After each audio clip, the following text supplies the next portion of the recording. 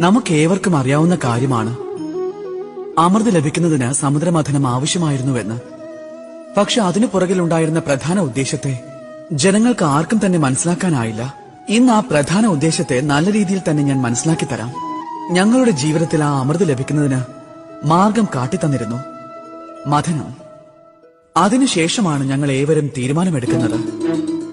പിന്നീടാണ് സാക്ഷാത്കാരം. അത് ദേവന്മാരും പിന്നെ അസുരന്മാരും ഒരുമിച്ചാണ് നിർവഹിച്ചത്. അതിനുശേഷം ഞങ്ങൾ അതിനുവേണ്ടി പരിശ്രമിച്ചു. വാസുകിയുടെ വായിൽ നിന്ന് വിഷജ്വാല പുറത്തു വന്നിരുന്നു. ആരംഭത്തിലെ തടസ്സങ്ങളിൽ ഒന്നായിരുന്നു അത്. എന്നിട്ട് പോലും ഞങ്ങളുടെ തീരുമാനം ദൃഢമായിരുന്നു. സമുദ്രമഥനം നടന്നുകൊണ്ടിരിക്കുമ്പോൾ കാളകൂട വിഷം പുറത്തു വന്നു. എന്നിട്ടും പിന്മാറിയില്ല. ഞങ്ങൾ അതിനെ നേരിടുക തന്നെ ചെയ്തു. ആ മാർഗത്തിലൂടെ ഞങ്ങൾക്ക് നിരവധി അമൂല്യങ്ങളായ രത്നങ്ങളും നക്ഷത്രങ്ങളും ലഭിക്കുകയുണ്ടായി.